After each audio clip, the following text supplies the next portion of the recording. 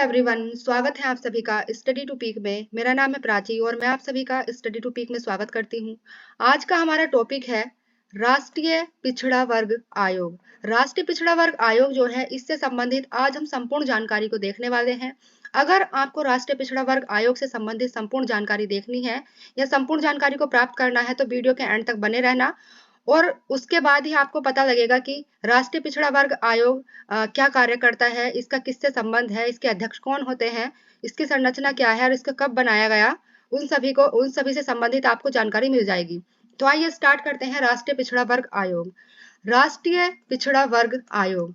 राष्ट्रीय पिछड़ा वर्ग आयोग की मैं बात करूं, इस वर्ग के अंतर्गत वो लोग आते हैं जो सामाजिक और आर्थिक रूप से कमजोर होते हैं। इस वर्ग के अंतर्गत अर्थात राष्ट्रीय पिछड़ा वर्ग आयोग के अंतर्गत वो लोग आते हैं जो सामाजिक और आर्थिक रूप से कमजोर हैं। सामाजिक और आर्थिक रूप से जो कमजोर हैं वही राष्ट्रीय पिछड़ा वर्ग आयोग के अंतर्गत आते हैं। मैं बात करूं इसकी स्थापना की, इसके गठन से संबंधित मैं बात करती हूँ, तो इसका गठन जो है राष्ट्रपति द्वारा अब तक 2 बार किया गया है।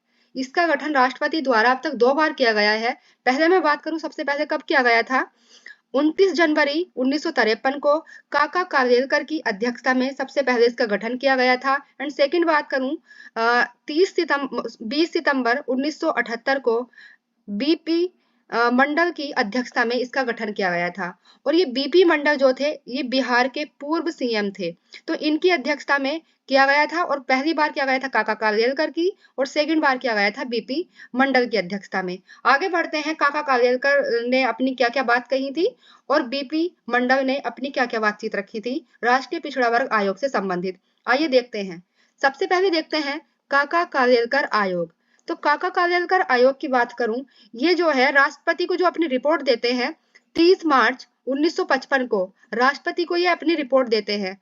अर्थात इन्होंने जो अपनी रिपोर्ट दी, जो भी इन्होंने अपना राष्ट्रीय पिछड़ा वर्ग आयोग से संबंधित जो भी इन्होंने तैयार किया, वो सभी जो रिपोर्ट दी इन्होंने राष्ट्रीय पिछड़ा वर्ग आयोग से संबंधित 30 मार्च 1955 को राष्ट्रपति जी को देते हैं। और इन्होंने क्या बताया कि भारत में जो है 2399 जातियां पिछड़ा वर्ग आयोग में बताई थी। मतलब कि 2399 जो जनजातियां हैं वो पिछड़ा वर्ग आयोग के अंतर्गत इन्होंने बताई थी। काका कालेलकर जी ने, काका कालेलकर की अध्यक्षता में ही बनाया गया था, उनके नाम पर ही काका कालेलकर आयोग।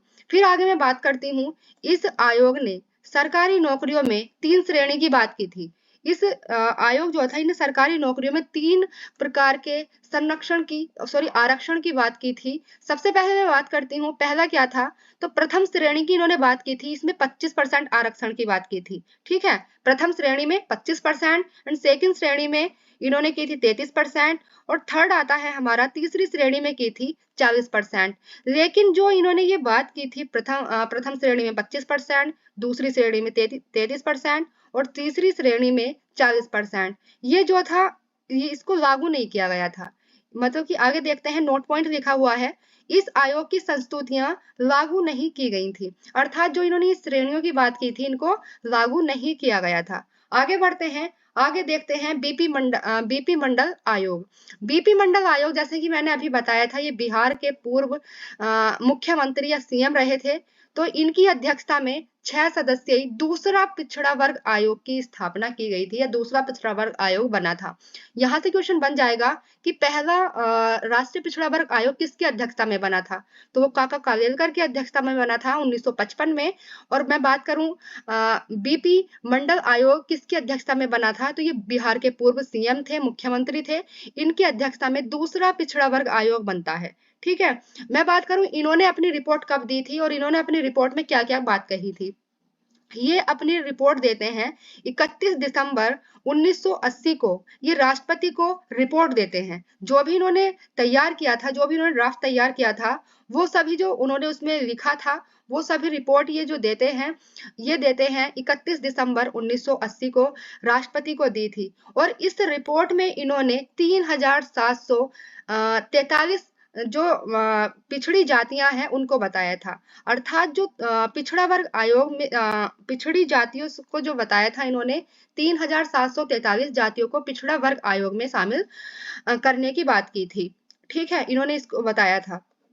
आगे मैं बात करती हूँ, इन्होंने सरकारी नौकरियों में कितने परसेंट आरक्षण की बात की थी। तो इन्होंने सरकारी नौकरियों में 27% आरक्षण की अनुशंसा की थी। मैंने पीछे बताया था अभी कि उसमें जो काका कालेलकर आयोग बना था काका कालेलकर की अध्यक्षता में, उसमें 3 श्रेणी की बात की गई थी। 25%, 30%, सॉरी 33% और 40%। तो उसमें 3 श्रेणी की बात की गई थी, 25%, 33% और 40%, लेकिन इनको लागू नहीं किया गया था। बट ये जो थी हमारी पीपी मंडलम की जो अध्यक्षता में आयोग तैयार किया गया था, इन्होंने 27% आरक्षण की अनुशंसा की थी। आगे देखते हैं, आगे राष्ट्रीय पिछड़ा वर्ग आयोग जो अधिनियम था वो कब आया था, इसकी बातचीत करते हैं। राष्ट्रीय पिछड़ा वर्ग आयोग अधिनियम 1993 के अधीन एक राष्ट्रीय पिछड़ा वर्ग आयोग का गठन किया गया था। अर्थात 1993 में राष्ट्रीय पिछड़ा वर्ग आयोग अधिनियम आया था और इस अधिनियम के तहत ही एक राष्ट्रीय पिछड़ा वर्ग आयोग के गठन की बात की गई थी। ठीक है, 1953 के अधिनियम के तहत। तो इसका जो गठन होता है, इसका गठन हुआ था 14 अगस्त 1993 को। इसका गठन होता है 14 अगस्त 1993 को। इंपोर्टेंट है ये यहाँ से, ठीक है, ये इंपोर्टेंट है। 14 अगस्त 1993 को इसका गठन हुआ था राष्ट्रीय पिछड़ा वर्ग आयोग का। 1993 का जो राष्ट्रीय पिछड़ा वर्ग अधिनियम आया था उसके तहत ही इसका गठन होता है। मैं बात करती हूँ इसकी संरचना क्या है, अर्थात इसमें कौन कौन व्यक्ति होते हैं, कितने व्यक्ति होते हैं। तो इसमें एक अध्यक्ष होते हैं और 3 अन्य सदस्य होते हैं। टोटल 4 सदस्य होते हैं। ठीक है, और जब मैंने पीछे बात की थी जो हमारा राष्ट्रीय अनुसूचित जाति आयोग था, उसकी जब मैंने संरचना की बात की थी, उसकी संरचना जब मैंने बताई थी, उसमें एक अध्यक्ष थे, एक उपाध्यक्ष थे और 3 अन्य सदस्य होते हैं। कुल मिलाकर 5 सदस्य होते हैं। और जब मैंने अनुसूचित जनजाति आयोग national commission for schedule tribe की बात की थी, उसमें भी एक अध्यक्ष थे, एक उपाध्यक्ष थे और 3 अन्य सदस्य थे। टोटल इसमें भी 5 सदस्य थे। अगर आपने इन वीडियो को नहीं देखा है तो इन वीडियो का जो लिंक है आपको डिस्क्रिप्शन में मिल जाएगा, वहां से आप इनको देख करके अपने डाउट्स को क्लियर कर सकते हैं। ठीक है, आगे बढ़ते हैं। आगे है इनके अध्यक्ष की बात कर ली हमने। आगे देखते हैं इनके अध्यक्ष जो होते हैं सर्वोच्च न्यायालय या उच्च न्यायालय के वर्तमान अथवा रिटायर न्यायाधीश होने चाहिए। इनके अध्यक्ष इसके राष्ट्रीय पिछड़ा वर्ग आयोग के जो अध्यक्ष होते हैं सर्वोच्च न्यायालय के या हाई कोर्ट के वर्तमान अथवा रिटायर्ड न्यायाधीश होते हैं। आगे मैं बात कर लेती हूँ इनका कार्यकाल की। इनका कार्यकाल 3 साल होता है। अनुसूचित जनजाति आयोग में भी 3 साल था, राष्ट्रीय अनुसूचित जाति आयोग में भी 3 साल था। ठीक है, और इसमें भी 3 साल होता है। आगे बात करते हैं ये अपना त्याग पत्र किसको देते हैं। त्याग पत्र की बात करूं तो त्याग पत्र देते हैं केंद्र सरकार को। जो भारत की केंद्रीय सरकार है उसको ये अपना त्याग पत्र देते हैं। आगे बात करते हैं राष्ट्रीय पिछड़ा वर्ग आयोग से संबंधित जो अनुच्छेद है। राष्ट्रीय पिछड़ा वर्ग आयोग से संबंधित अनुच्छेद को देख लेते हैं।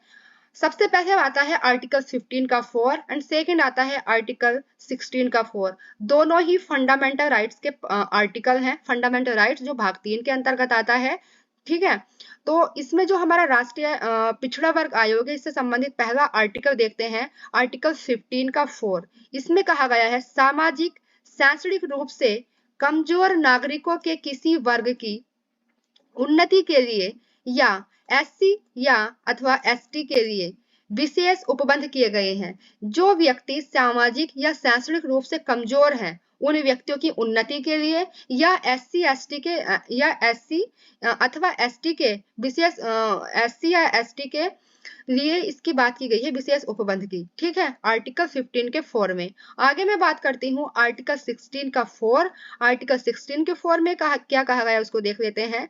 सामाजिक शैक्षणिक रूप से कमजोर नागरिकों के किसी भी वर्ग को जिनका प्रतिनिधि राज्य के अधीन सेवाओं में पर्याप्त नहीं है उनकी नियुक्ति अथवा पदों के आरक्षण के लिए प्रावधान किया गया है। जैसे कि आपको पता है कि आर्टिकल 16 जो है और आर्टिकल 15 ये भारत के जो फंडामेंटल राइट्स हैं, जो भारतीय संविधान में फंडामेंटल राइट्स हैं, जो भाग 3 में आते हैं, भाग 3 में आते हैं। और आर्टिकल है आर्टिकल 12 से आर्टिकल 35 तक। तो ये जो है फंडामेंटल राइट्स हैं, इसी का इसमें ही एक आता है समता एवं समानता का अधिकार। समता या समानता का अधिकार। समता या समानता के अधिकार में जो है हमारा आर्टिकल 14 आता है, आर्टिकल 15 आता है, आर्टिकल 16 एंड आर्टिकल 17 और आर्टिकल 18, ये हमारे आर्टिकल आते हैं। तो लेकिन जो मैं बात कर रही हूँ आर्टिकल 15 एंड आर्टिकल 16 की बात कर रही हूँ। तो आर्टिकल 16 में जैसे कि आपको पता है कि लोक नियोजन की समानता की बात की गई है, अर्थात सरकारी नौकरियों में अवसर की समानता हर एक व्यक्ति के, भारत के हर एक नागरिक को, ठीक है। और जो आर्टिकल 15 है, इसमें कमेंट करके बताइएगा कि क्या बात की गई है। आगे बढ़ते हैं, आगे है हमारा आर्टिकल 46। आर्टिकल 46 जो है ये हमारे डीपीएसपी के अंतर्गत आता है। डीपीएसपी अर्थात राज्य के नीति निदेशक तत्व, जो भाग 4 में आते हैं, भारतीय संविधान के भाग 4 में आते हैं। और आर्टिकल जो है आर्टिकल 36 से आर्टिकल 51 तक इनका उल्लेख किया गया है डीपीएसपी का, ठीक है। आगे मैं बात करती हूँ आर्टिकल 46 में क्या कहा गया है। इसमें कहा गया है राज्य अन्य कमजोर वर्गों के शिक्षा और आर्थिक हितों के प्रयासों की बात की गई है। अर्थात जो